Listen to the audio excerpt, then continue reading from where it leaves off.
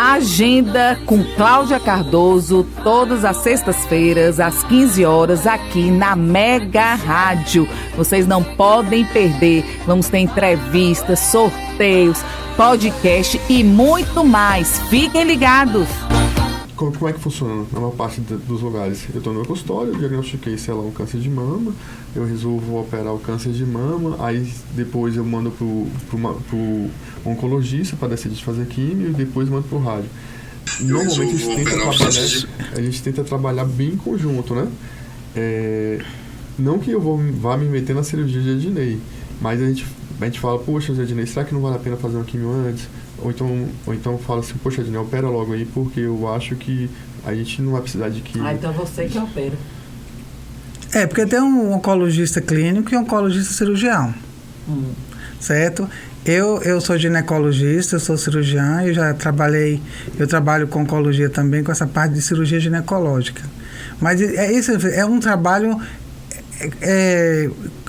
combinado. Então, o que é que acham? Bora ver aqui, ó. Às vezes, esse tipo de câncer, eu não tenho muita experiência. O que é que você acha? O que é que a gente vai fazer? É como um acordo. E a gente conversa com os pacientes e a gente fala com os pacientes. Eu canso de virar mesmo, a gente chegar assim, vou discutir com a Adriana aqui e a gente vai decidir o que é que vai fazer primeiro e a gente lhe comunica. Vai na consulta, um pede um exame, outro pede outro, olha aqui, manda para o outro. Então, existe essa parceria entre os médicos. Você não consegue resolver tudo. Ninguém é Deus para resolver tudo. Você tem que ter parceria, trabalhar. É trabalho em equipe. E quem vai ter um bom resultado é o paciente. Isso que deve ser feito. E até assim, para dar a notícia, né, de que a pessoa está com câncer. Essa função é minha. E aí é bem, né? Porque o oncologista você tem que ser uma psicóloga ao mesmo tempo, né? Na hora. Cláudia, porque o que acontece? O oncologista ele já vai com diagnóstico para o oncologista. É muito difícil você chegar alguém assim, eu tenho história familiar, estou com isso aqui, o que você acha? Porque se vai no oncologista é porque você já tem... Não, mas tem pacientes... Já sabe que você está com... Nem sempre. Tem vários caminhos, né? Mas o mais comum é ele ter o diagnóstico, né? Ele passou com sangramento vaginal, a Ednei biopsiou e a Ednei recebeu o exame. Então ela acaba dando o diagnóstico. Assim, pode parecer difícil, realmente é difícil, mas a gente tem algumas técnicas que a gente transforma isso numa coisa mais tranquila. Porque, mais uma vez, tem um estigma e nossa função é acabar com esse estigma. O câncer é uma doença, né, parecida com todas as outras, que pode trazer problemas na vida da pessoa. É claro que, como tem esse estigma, as pessoas, quando tem um diagnóstico de câncer, elas acham que vai morrer. Né? O paciente tem uma lesão, um câncer de pele que operou e curou. Quando ele vê a palavra câncer, ele acha que ele vai morrer. Então, a gente tem que ter muito cuidado, tem todos os passos que a gente segue. E, assim, os pacientes, assim, os familiares, algumas vezes, eles têm medo que a pessoa que tem câncer descubra. Quando, na verdade, o que eles percebem quando a gente dá notícia e a gente explica que, olha, você tem uma doença, ela pode causar isso, isso e isso, mas a gente pode fazer isso, isso e isso. Quando a gente fala dessa forma, o paciente fica bem mais confortável. E a maior parte das vezes ele já sabe. Só que ele não queria falar para o familiar que estava sabendo para não causar desconforto familiar. Então, é aquela coisa. A família não quer que o paciente saiba para não sofrer e o paciente não quer que a família saiba para não sofrer. Quando, na verdade, não. Né? Não existe todo esse sofrimento para dar um diagnóstico de diabetes. E a gente sabe, né, Ednei? Tem diabetes que é muito pior que boa parte dos cânceres. Né? Então, eu acho que a gente tem que acabar com esse estigma. Que, inclusive, às vezes é bem comum pacientes de consultórios ter o câncer, ficar escondendo da família, atrasar o diagnóstico porque não queria mostrar. Isso é bem, bem comum. Ou por aceitação também. Já teve caso de a gente falar assim, tem que fazer esse exame, que eu preciso de uma biópsia, porque eu preciso de um exame confirmatório, que é a biópsia, para ver se realmente é um câncer e qual é o tipo de câncer. E esses pacientes se negam a fazer isso. E outros chegam também, às vezes, como a gente que acaba de ginecologista, a gente sendo o primeiro contato, eu falo que o ginecologista é o clínico da mulher, elas chegam familiar assim, doutora, mas liga pra gente, manda mensagem, se der câncer, eu não quero que avise minha irmã, minha esposa, minha família, não quero que ninguém saiba, não quero que ela saiba. Eu falo assim, olha, eu vou falar com ela, eu não escondo. E nenhum médico vai esconder, porque faz parte do tratamento você saber o que é que está acontecendo com você. Porque, Cláudia, a gente vai ver, e a Adriana pergunta, a gente tem cânceres que, pela literatura, era uma coisa que aquela pessoa tinha pouco tempo de vida. Mas ela aceitou bem o tratamento, ela segue ali, que ela tem uma sobrevida e ela se cura, que são coisas assim que a gente vê. Então, como emocional, e você, como paciente, ajudar isso, como favorece o tratamento. A Adriana sabe isso, sempre coincidência, mas eu digo, Adriana, que você é meu médico. Você falou aí, porque tem médicos que a gente também, né, ouve falar aí também, que às vezes você vai aí o médico te dá pouco tempo de vida, então às vezes assusta até, não sei se isso é alguma... Não é pouco mentira, tempo de... alguma coisa, mas tem médico que fala assim, você só tem 6 meses. Não, não é isso. O médico me deu 6 meses de vida, 1 ano, mas não, acho que nada para Deus é impossível se você seguir corretamente o tratamento. Graças a Deus a gente escuta isso cada vez menos, né? Pois é, não é? Porque assim, quando a gente sabe que uma doença, o paciente ele vive em média 6 anos, a gente sabe que não é que esse paciente vai viver 6 médios de 6 anos, a gente sabe que numa perspectiva populacional, 50% daqueles pacientes vão viver 6 anos. Então, se eu falo isso, dependendo da forma que eu passe isso para o doente, ele realmente vai interpretar mal. Mas hoje as pessoas não falam dessa forma. E hoje as pessoas também não estão entendendo dessa forma. Graças a Deus, graças a Deus está mais superado. Não, não é isso. O que acontece? Tem cânceres o que é que tem câncer muito avançado, que a gente fala, olha, a expectativa pela literatura é essa, mas a gente pode mudar isso. Depende de você e de sua participação no tratamento. A gente não é Deus para dizer, você vai morrer amanhã. Não. Não é bem assim. E até porque o médico, a gente não se formou e especializou para trabalhar com a morte. A gente se especializou para trabalhar com vida e com prevenção. Então, essas coisas tem. E às vezes tem um tal do Dr. Google, que é a pior coisa do mundo. Esse Dr. Google é que diz isso. Você vai, aí o paciente vê. Porque se você quiser botar na internet, você pode botar qualquer coisa e publicar lá. Então eu falo, se você quer ver Dr. Google, eu já... Mas às vezes... a gente não é nem pelo Dr. Google, a gente às vezes escuta até de pessoas, mas isso foi, né, antes, que antigamente os médicos eram... Mas será que falaram isso mesmo? Como frios, hoje não. Hoje vocês estão mais assim, do lado até mais do emocional. Eu não acho. Não é? Mais maleável, mais... Bom, a gente escuta até das pessoas. Hoje não. O médico me deu 6 meses de vida, 1 ano de vida, 2 anos. Será que falou isso mesmo? Às vezes a pessoa ou ele está usando como barganha? Às vezes a pessoa entende errado. Então, assim, é uma situação bem delicada que a gente tem que levar com cuidado. Porque, imagina, você quando tem câncer, você acha que você vai morrer. Imagina a sua capacidade de compreensão e entendimento do que eu te falo em meia hora de consulta. Então as coisas tem que ter cuidado. E até quem escuta o que a pessoa fala também tem que ter esse cuidado. Por isso que a família ajuda demais, né? Meu consultório tem 3 cadeiras. Porque normalmente não vai só um acompanhante e assim, às vezes fica gente em pé. E quanto mais gente fica no meu consultório, acaba ajudando. Mas a comunicação em oncologia é um capítulo à parte. Na minha residência era praticamente 1 dia por semana a gente treinando como comunicar, como dar notícia ruim. Porque dar notícia de câncer é ruim. Imagina dar notícia que esse câncer voltou depois que a paciente tratou. Isso é muito ruim.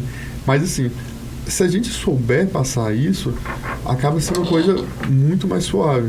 E a conotação disso também, eu brinco com os pacientes, eles acham que é uma coisa muito pior do que é.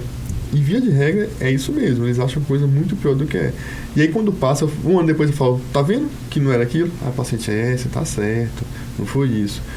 E uma coisa que é importante também, o tratamento do câncer é uma coisa que evoluiu de uma forma assustadora. Eu não sou velho, eu saí da minha residência em 2011, né? Tem 10 anos, 11 anos que eu saí da minha residência. E o que eu percebo é que antes você tratava câncer de pulmão de um jeito, né? Hoje a gente trata de outro jeito. O paciente com câncer de pulmão está trabalhando, está malhando. Tinha um paciente minha com câncer de mama que em quimioterapia ela corria 5 km por dia. Né? Não é que todo mundo faz, mas assim, o natural é a pessoa que está tratando com câncer, ele possa ter uma vida muito próxima ao normal. E tem gente que tem uma vida normal. E às vezes o que é interessante é que a pessoa levava uma vida desregrada. Quando toma o susto que tem um câncer, ele depois que trata, tem uma vida muito melhor e muito mais saudável. Então, é bom a gente tirar essa imagem de que quem vai tratar câncer, quem vai fazer quimioterapia vai morrer. Não vai.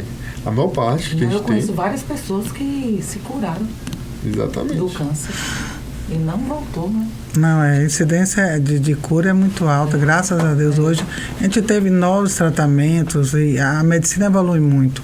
Novas drogas, então, toda essa evolução. Aí a Adriana falando que tem 10 anos e eu, Adriana, já tenho 30. E a medicina... Continuam jovens. A medicina continua... Essa parte suave, por exemplo, qualquer profissional, qualquer profissão que você tem aquelas pessoas que são mais suaves e aquelas que são menos suaves. Então, não é uma regra geral para dizer, hoje está mais amável, não. Sempre teve, depende muito da relação com quem você teve e o entendimento que você está no momento, que é uma relação mútua, não é uma relação individualizada só de um lado. E acontece que esses pacientes, o paciente com câncer, a gente acaba se pegando mais, que a gente vê mais, a gente tenta ajudar mais, então é um paciente que é mais frequente no seu consultório. É diferente daquele que vai uma vez no ano. Esse, às vezes, você vê que no mês você vê ele 4, 5 vezes, você interna, você fica lá vendo ele de manhã e de noite, uma semana, 15 dias, então você acaba criando um vínculo. Então você acaba se tornando um médico, um familiar também naquele momento do tratamento. Ô, doutora Ednei, porque se a pessoa já teve filhos, aí já chegou uma certa idade, né, que não quer ter mais filhos ou não pode ter, vamos supor assim, uns 50 anos. Cláudia já teve filho quantos anos, né? Está com 55 grávida. Não, Cláudia, não, eu tô nem falando. Eu tenho 50 anos. E eu não quero ter filho. Mas você acha certo eu tirar o útero? Até para, tipo assim, uma prevenção, alguma coisa? Isso não existe. Você acha certo ou errado? Erradíssimo. Errado? A cirurgia se faz com indicação médica. Porque cirurgias têm complicações. Não é uma coisa assim, eu vou ali na loja comprar uma roupa. Não, eu vou ali tirar meu útero. Não é assim. Você tem que ter uma indicação médica. Você está com aquele órgão ali que ele tem uma função. Você tem seu útero, seu ovário, seu colo. Ele tem uma função ali. Então, para que eu vou me submeter a um risco de uma cirurgia sem indicação médica? Então, não é assim. Não, mas você tem que ser bem indicado. Médico, aí você...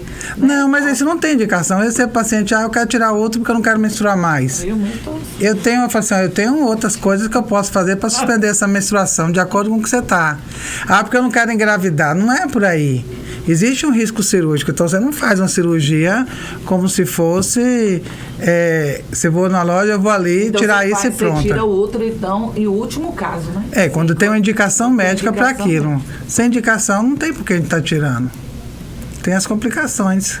As complicações cirúrgicas, pós-cirúrgicas.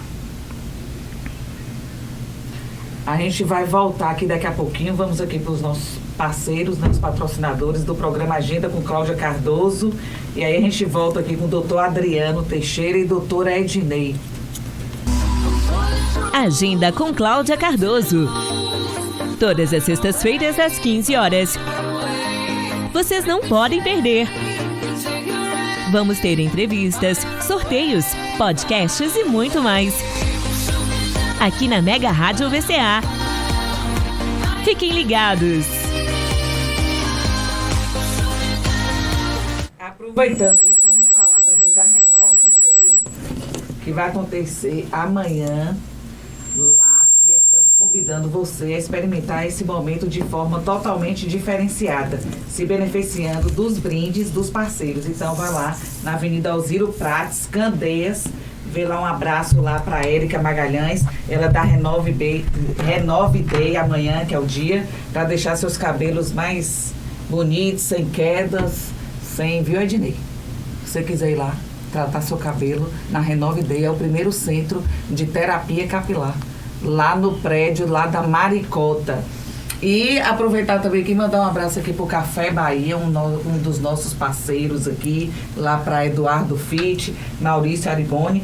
Diz que o café, né, vocês não sei, diz que reduz o cansaço, melhora a circulação sanguínea, melhora a concentração, dá mais energia. O café, antes eu não gostava muito de café não, mas agora diz que melhora até as olheiras. Aí depois disso, Ednei, eu até...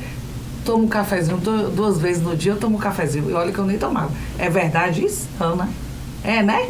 Dá mais energia, dá mais... E também, se você quiser ficar linda, com o rosto todo assim mais jovem, vai lá na Botolift, lá no Shopping Boulevard. Um beijo lá pra Graciele e equipe. Então, voltando aqui com mais aqui nossos convidados, que o pessoal tá mandando aqui um beijo pra nós aqui da Rosé Pratos Especiais. Um beijão pra vocês aí, um beijão também pra Doutor. Tem um bocado de gente aqui assistindo, viu, Adinei? Lá o pessoal da Piso, pessoal aqui, meu Deus, Cris, Ninha, doutor Juliano, ele que é da acupuntura lá em São Paulo também, muito bom. E a gente vai voltar aqui para falar aqui agora da campanha, né, que o doutor Ednei, com parceria aqui com o doutor Adriano, que eles têm a campanha nacional aqui de doação de órgãos e tecidos. Eu nem sabia que aqui em Vitória da Conquista tinha, né, esse trabalho, né? Você, Ednei, que é a coordenadora, me fala um pouquinho aí dessa campanha, desse projeto, né? Porque antes a gente ficava até com receio até de colocar até na identidade, né? Que ia doar os órgãos e tudo, e hoje eu vejo que isso é super importante. E aqui está falando, né, que são mais de 30 mil brasileiros que aguardam por um transplante, né? Então, isso até... Quase 50 mil hoje. Então a gente fica até assim, né, comovido pelas pessoas, quantas pessoas estão na fila de espera, né, por um transplante, seja nele de córnea, né, de coração. Eu não sei, até às vezes ela até me assiste. É cunhada de minha cunhada, Marília. Ela, super nova, acho que 36 anos, descobriu lá em Salvador, e aí ela ficou na fila de transplante. Ela ficou durante 1 ano morando em São Paulo, né, Marília, e aí conseguiu, ela fez transplante do pulmão. Os 2 pulmões, e graças a Deus já vai fazer 1 ano, né, que ela está se recuperando super bem, voltou às atividades, faz academia, e aí a gente vê com a importância, né, da pessoa, uma pessoa jovem, né, com 2 filhas, bonita, ainda uma vida pela frente, né, aí a gente fica até, não, gente, vamos doar. Então eu até, gente, vou falar até ao vivo, se caso acontecer alguma coisa comigo, né, pode doar meus órgãos, o que tiver bom, pode doar. É que a gente fala, a vida continua, né? Como a Adriana falou, cada mês você dá enfoque a uma patologia. Então, o Setembro Verde é que a gente fala o mês do transplante, e tem uma alusão ao dia D do transplante, que é o dia 27 de setembro, que é o dia de Cosme Damião, que na mitologia teve que um doou um rim para o outro. Então, são coisas mitológicas, por isso a escolha de cada mês tem um histórico. E a gente, é o dia D, o mês da doação de órgãos, a gente fala para enfatizar as famílias a importância. Hoje, Cláudia, até no mês tinha quase 52 mil pessoas. Até para a pessoa também colocar no lugar dela. Vamos supor, né, sua mãe precisa de uma doação, aí você, né? Aí vamos ver, né, ficar nesse pensamento, né? Que se fosse com você, se fosse com sua família, não é? É para você ver a importância, como eu falei, tem quase 52 mil pessoas na fila à espera de um órgão, e muitas delas, se não receber, vão morrer. E a gente teve 19 mil pessoas, quase 20 mil pessoas, até junho, morreram por falta de um órgão. E o que acontece? A gente fala, por que o Setembro Verde? Para conscientizar a importância da doação de órgãos, para você já ter essa conversa entre a família. Eu sou um doador, porque caso venha a ocorrer uma morte, que a gente fala de coração parado, uma morte encefálica, quando a família já sabe que você é doador, esse processo fica mais suave. Tipo assim, era o último desejo dele, então bora fazer. Então, e por isso que a gente faz toda essa campanha de conscientização, doe vida, a vida continua, porque a chance da gente vir precisar um órgão é muito maior, infinitamente, do que você vir um dia ser um doador. Então, não justifica você a gente tem uma detecção de morte, você tem uma negativa de quase 70%. Então, quase 70% das famílias negam, porque não existe. Você dizer, botar assim, igual quando chegou, foi em 2010, se eu não me engano, ou 2009, não lembro, para botar na identidade que você era doador de órgãos. Mas essa campanha não funcionou, funcionou ao contrário. O pessoal achava assim, se eu for botar, e vão tirar meu órgãos. Mas não existe médico matar um paciente, tirar o órgão para botar em outro. Isso não existe.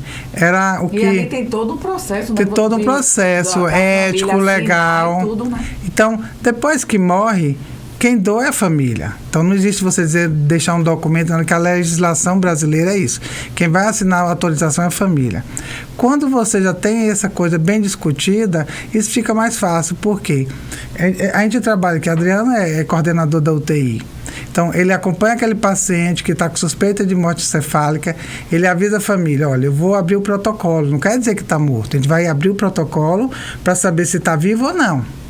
Espera, né, um tempo. Não, tem toda uma legislação. Não tem essa questão de tempo de 1 dia, 2 dias, não. Você teve uma suspeita de morte encefálica, você avisa a família e, claro, que tem vários parâmetros, nem todo mundo a gente pode abrir o protocolo. Tem algumas coisas que contraindicam. Então, existe uma legislação, tudo isso, tudo é feito, tudo é documentado, os exames, tudo são feitos. Então, você avisa a família. O que acontece? Quando o médico que é assistente avisa que foi confirmado o óbito, está com morte encefálica, ao mesmo tempo que ele avisa que tem a morte encefálica, a gente entra lá para entrevistar. E aí, você quer fazer um ato de amor? A vida continua. Então, esses órgãos, tem pessoas que morrem na fila, tá lá esperando e não tem tempo para esperar. E outra coisa, quanto mais tempo você faz essa captação de órgãos, demora para doação, após constatado o óbito, esses órgãos vão perdendo sua função. Então, é uma luta contra o tempo. Então, às vezes, fica parecendo que é desumano. Você acabou de avisar que teve a morte e, ao mesmo tempo, tem uma pessoa lhe perguntando se você quer doar. Parece até que a gente é desumano nessa hora. Mas, assim, infelizmente, por aquele corpo, aquele indivíduo que já foi a óbito, a gente não pode fazer mais nada. Mas a gente pode salvar 8 vidas. Então, não justifica, no mínimo. Não justifica você ver gente morrendo, crianças morrendo, e você perder uma doação de órgãos que poderia tirar a dor de outra família. Então, fica 2 famílias sofrendo. E quando você doa, tem muita gente que chega pra gente e fala assim, pra mim é tão bom que a vida continuou. Eu não... A outra família não passou por essa tristeza que eu estou passando agora, por uma perda de um familiar, que é muito triste. Então, por isso que a gente fala, bora falar sobre doação em casa e avise a sua família. Vamos continuar fazendo a campanha, não é? Porque não é só Setembro Verde, né? É o ano todo. É o ano precisando. todo. Aqui em Vitória da Conquista tem muita gente na fila? Tem muita gente na fila, porque a lista é nacional, Cláudia. Então, é uma lista nacional do Brasil então, todo. Vamos supor, se eu quero doar, mas possa ser que aqui em Vitória da Conquista não precisa do meu órgão. Não é pode ser que outro estado precise, não, mas olha só. Aí, é assim? Não, as doações realizadas na Bahia são transplantados pacientes da Bahia, até por uma questão de logística. Então cada estado tem e caso de logística. Quando você tem um órgão que é doado e que eu não tenho um receptor compatível com aquele órgão, aí a gente chama nacional. Aí vê outros estados e oferece para outro estado. Mas a prioridade de captação daqui é do baiano. Às vezes a gente não consegue dar uma demanda, tem tipo assim, várias doações no dia, a gente não tem equipe, e a gente chama a lista nacional e vê qual estado que responder primeiro, eu quero, e aí é enviado esse órgão, ele vem captar. Mas Conquista a gente já trabalha com o centro aqui no Hospital de Base desde 2007. E diga-se passagem, então, né? doutor Adriana que faz essa cirurgia, né? Não, diagnóstico. O diagnóstico, né? Não, você que vai saber se o órgão é possível, né? Ser doado. É isso, que como a Ednei falou... Agora, o paciente de câncer não pode doar algum órgão? Pode. Pode? Pode. Agora, assim, não é o natural. O que acontece? Mas tem de córnea, né? O que acontece naturalmente? O paciente, para doar o órgão, ele tem que estar em morte encefálica. Isso acontece no ambiente de UTI, né? E, assim, é bom frisar que para você fechar o diagnóstico de morte encefálica, existem vários e vários passos. Então, para você ser um doador de órgão, a chance de ter fraude é 0, né? E então, é isso que a Ednei fala. Porque a gente duvida muito das coisas do nosso país, mas assim, se tem uma coisa que está bem regulamentada e bem definida, é o estabelecimento de diagnóstico de morte encefálica. Então, às vezes, o familiar fica, será que está querendo dar o diagnóstico de morte encefálica só porque ele quer doar, só porque ele quer que tenha um transplante? Não, isso não existe, tá? São coisas que acontecem de forma totalmente independente. E diga-se de passagem, o hospital de base faz isso muito bem para os recursos que tem. Assim, o hospital de base, a doutora Ednei como coordenadora, está de parabéns, porque a gente é um dos centros que fazem isso de forma com excelência, né? Eu estava comentando que essa semana já teve uma doação lá.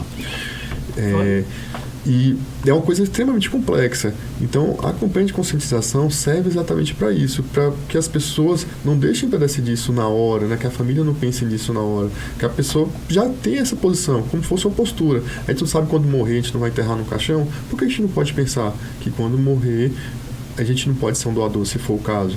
Já que é uma situação de exceção, né? É raro ter alguém que consiga doar um órgão, é raro a gente conseguir fechar esse diagnóstico de morte encefálica e é raro a gente conseguir manter esse paciente até a equipe de transplante chegar.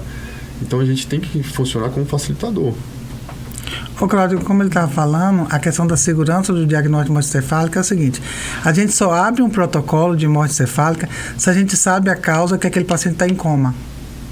Se eu não tenho como saber um exame que identifique qual foi a causa que ele entrou em coma, não existe abrir protocolo de morte encefálica. Porque tem a questão de drogas que essa pessoa pode estar usando, medicações, tentativa de suicídio, que pode mimetizar isso aí.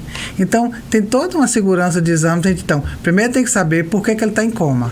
Se eu não sei por que ele entrou em coma, qual foi a causa, não existe essa questão de fazer protocolo de morte encefálica. Segundo, protocolo de morte encefálica não está relacionado à doação. Porque a gente abre o protocolo em pacientes que têm contraindicações de doar os órgãos. São infecções, várias infecções, alguns tipos de câncer. Então, na verdade, o diagnóstico de morte encefálica é para a gente avisar a família, está vivo ou não. Porque tem outra coisa.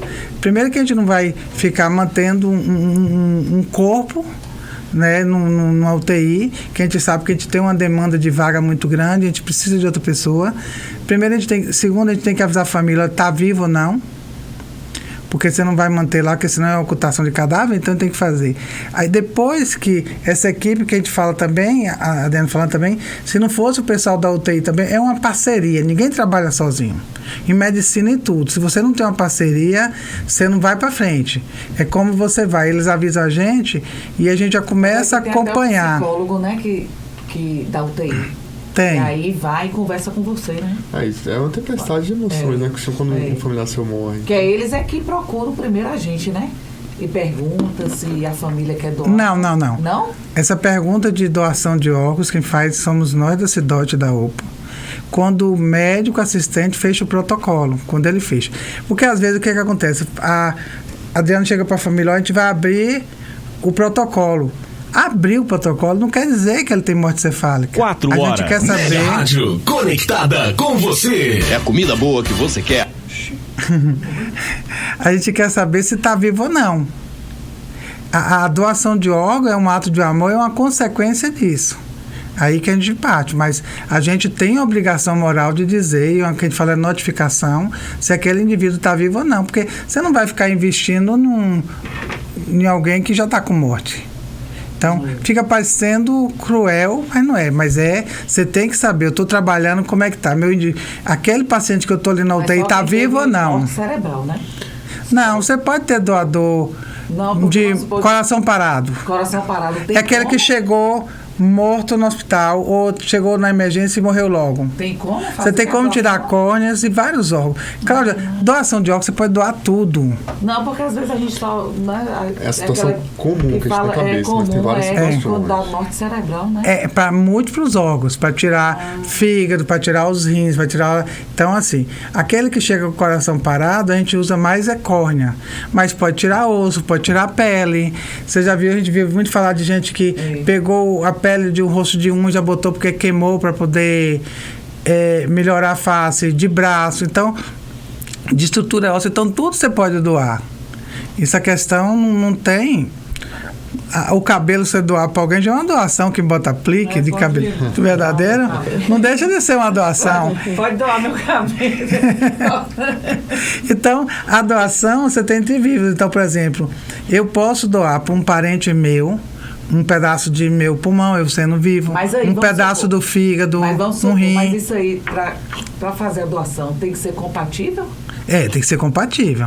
Mas aí você faz todos o exame, tudo isso, é? É por isso que eu estou falando que a gente corre quanto tempo. Porque demora, né? Porque olha o que acontece. Adriano fecha o protocolo de morte cefálica, avisa a família. Naquele momento ali que aquele paciente, ele já me diz, ele é compatível para fazer doação.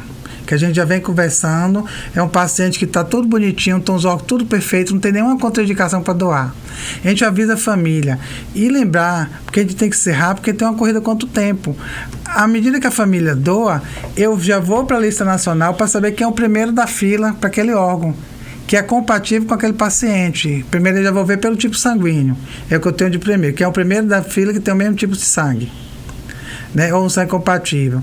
Vê se aquele indivíduo ele tem um estado grande, um país muito grande. Se está vivo, se ele não tem nenhuma contraindicação para fazer uma cirurgia para receber um órgão. E também se ele quer ainda receber. Porque se ele não for, eu vou ver outro. Ao mesmo tempo que eu estou fazendo os exames de sangue, que são outros exames de compatibilidade, eu faço dos dois. Então, eu não posso perder tempo. A gente sabe que o paciente está ali ainda com os órgãos funcionando, medicamento e aqueles aparelhos, e eu estou com a corrida que os órgãos vão perdendo sua função. E a maioria desses pacientes para todos os órgãos com 48 horas após o diagnóstico da morte cefálica. Então, é uma luta quanto tempo. Então, não é uma coisa simples assim. Aí eu vejo, então, quando eu tenho um provável doador, eu já aviso o que está na fila, que o primeiro da fila, fica alerta aí que a gente pode ter um doador. Imagine, você precisando de um órgão, aí você fica ali na alerta, aí chega na hora, porque a família não doou. Sim, para ficar na fila, vocês levam em consideração que a idade? Não. Ou o tempo? Não? É indicação médica de precisar de um órgão e a pessoa querer. Que eu posso também, eu tenho uma indicação de... Não, como as pessoas estão na fila, são muitas, isso. Aí vocês levam em consideração quem primeiro, sim? Não tem primeiro. A lista é quem escreveu primeiro. É uma sequência. Eu escrevi primeiro, eu sou um. Adriano escreveu 2, eu escrevi o terceiro lugar e terceiro. Por ordem de inscrição. Primeira coisa, para eu estar na lista de espera, eu tenho que querer receber um órgão. Porque tem gente que também não quer submeter para receber. Isso é uma coisa que respeito. Eu acho que não aceita, não. Eu tenho uma amiga que ela não aceita. Mas eles doam. Doam? Já teve doação, eles doam. Eles não aceitam porque eles não aceitam a questão de órgão e de sangue. Mas o nosso problema hoje de doação não é religião. O nosso problema é que não houve essa conversa antes da família, mas ele nunca falou. Mas quem vai falar assim, eu vou morrer, pensar que vai morrer um jovem? Que vai acontecer um acidente, ninguém quer morrer. A gente quer ver fruto e quer viver quanto mais tempo puder, melhor, vai. Então, o nosso problema hoje é isso. A pessoa não teve essa conversa em casa. Eu sou um doador de órgãos e tecido. E lembrar que são duas dores. Aquele que está morrendo, que já perdeu, mas a gente pode aliviar outra família que está perdendo um ente querido porque não conseguiu receber um órgão. Interessante essa campanha. Tanto é que seria até bom vocês, quando a pessoa... Depois gravar até um vídeo falando, né? Eu doei os órgãos, a pessoa, eu recebi, né? Não, isso não pode. Não pode? Porque não é eu que posso fazer. Se a pessoa quiser voluntariamente... Agora, a pessoa também não fica sabendo também vamos supor... a pessoa pode doar ela estando viva? Sim, é isso que eu estou falando. Pode, não pode? Pode doar um rim, um pedaço de pulmão, um pedaço de fígado, para um parente de primeiro grau, desde que não configure comércio. Então, a legislação brasileira, toda a burocracia, todo documento. Por exemplo, tipo assim, a Adriano deu o diagnóstico de morte cefálica, fechou na UTI. Aí eu falei, eu só vou doar porque eu tenho um parente na fila e eu só vou doar se for para ele. Não é assim. Não pode, né? Não pode. Não existe questão. E isso se vir com a lei, de um juiz, ela conseguir uma determinação judicial, não sei o quê, pode até se fazer, se for compatível. Mas existe uma lista de espera. Não existe, quer dizer, não, porque eu sou famoso, porque eu tenho um poder aquisitivo maior, eu vou passar na frente da fila. Não vai. Cada pessoa que está inscrito na fila, ele tem uma senha, ele sabe qual é a posição dele da fila. Tanto ele quanto o médico que acompanha ele. Então, você vai. E essa questão de saber quem recebe o órgão não sabe sigilo, de quem foi, não sabe. É sigiloso. Às vezes acontece saber assim, uma morte que teve um impacto muito grande na mídia e por coincidência naquele mesmo hospital teve alguém que recebeu um órgão. Aí a pessoa sonda, mas a gente não pode falar isso para não existir um vínculo. São coisas emocionais que envolvem e a lei não permite isso. Agora, se algum doador quiser vir aqui, esse mês mesmo eu trabalhei muito com o seu Pedro, eu posso falar porque ele publicou, ele autoriza a gente falar, que ele foi um receptor de fígado. Aí a gente vai sempre nas palestras, leva alguém que recebeu um órgão, e aí ele pode vir, mas eu não posso dizer, a família tal doou órgãos. Isso é uma coisa oculta de cada um. E lembrar também que a captação de órgãos, após a retirada de todos os órgãos, o corpo fica normal. Se você não quiser dizer para ninguém que houve uma doação de órgãos, você não vai saber, porque fica imperfeito, a gente entrega o corpo em perfeito estado. Retirada a córnea, você não vai ficar, o povo tem a noção que vai deformar o corpo, não existe. O corpo fica como se não tivesse feito nada nele. Existe um respeito muito grande por aquele corpo e por aquele ato de amor daqueles familiares. Então, não é uma coisa que você, doou lá. Tanto que nós, da equipe de Opsidote, a gente só sai junto da família depois que entrega o corpo, porque tem corpo que às vezes precisa ir para o ML. Então a gente está ali acompanhando. Então é um trabalho de equipe. Então é como assim, se eu não tivesse as UTIs lá do hospital de base, a que a Adriana está lá, se a gente tivesse a parceria de informar, de seguir, que a gente também, que ele fala muito, manter. Porque depois do diagnóstico que a família doou, a gente vai... Eles fazem de tudo, das tripas coração, literalmente, para manter aqueles órgãos funcionando até você conseguir pegar todos os protocolos, os exames todos, achar quem é o receptor compatível para fazer a captação de órgãos. Quem dá o diagnóstico da morte cefálica é uma equipe, quem capta é outra equipe e quem transplanta é outra equipe. Então, você não tem noção do envolvimento que tem, são muitas pessoas envolvidas nisso. Pena que o nosso tempo acabou, né? É tanta coisa para a gente falar, né? Mas eu quero que vocês voltem aqui de novo para a gente intensificar bem essa campanha, né, da doação de órgãos, porque não é só Setembro Verde, né? A gente tem que falar sempre, a vida, né, toda. Até falar para a família da gente, cada um falar, né, com a família, né, já ir, né, abrindo assim para ajudar, né? Vai que a gente tem na própria família uma pessoa que precisa. Só dizer, né, Adriana? Eu sou doador de órgãos. Né? E aí eu queria que vocês deixassem, cada um de vocês aí, uma mensagem, né? Como a gente também está em Outubro Rosa, né? Hoje eu que também estou aqui, gente, quero falar aqui para vocês também que hoje eu estou aqui a Magras, a Clínica Magras está em Outubro Rosa, né? Todo mundo aí com a prevenção. Esse final de semana vai ter até no posto, lá com a doutora Gabriela, né? E junto com a delegacia Adriano lá, né, conscientizando, né, as pessoas, as mulheres. Vai ter exames, vai ter lá várias coisas. Mandar um abraço aqui para a Nádia Cardoso, ela também que está aí nessa causa. Deixa aí uma mensagem, Ednei, aí. Fala aí, tem algum telefone, né, até para as pessoas saberem mais sobre a doação de órgãos? Você que é a coordenadora, né, dessa campanha. Não, aqui na... A gente tem um site da ABTO, que é aberto ao público. Você tem todas as informações, todas as legislações e tudo que está relacionado ao diagnóstico de morte cefálica, fila de espera, quais são os órgãos que você pode doar, quais são as indicações, quais é a contraindicação. Tem tudo lá aberto ao público. É a ABTO, Associação Brasileira de Transplante de Órgãos e Tecidos. E é isso. A única coisa que a gente pede, você não vai dizer à família, é só dizer: eu sou um doador de órgãos e tecido. A vida tem que continuar, não pode parar aqui. É só isso que a gente pede que você fala. Eu vou até gravar um vídeo falando. Antes não, mas agora eu vou doar, né? Porque a gente nunca, né, se sabe. Deixa uma mensagem aí, doutor Adriano, Eu acho que... Para as pessoas, né, se prevenir mais, né? Se cuidar mais. Assim, a gente acha que a gente vai mudar de um dia para o outro, vai virar chave, amanhã eu vou ser um perfeito. Mas essa história de a gente se cuidar, a cada dia exige um esforço. E só assim que a gente consegue esse ganho, né? A mudança de hábito, a mudança de cabeça, ela é processual. Então, o que eu acho é isso. O Outubro Rosa, ele serve para a gente ter essa consciência, mas ao longo do ano, a gente trabalhar essa questão do autocuidado e da prevenção. Aí mandar um abraço aqui para o doutor Arthur também Ferraz, doutor Eduardo Viana, todo mundo aqui assistindo a gente. Então, ó, gente, vamos... Quer dizer, vou doar meus órgãos, viu? Então, e vocês também vão, né?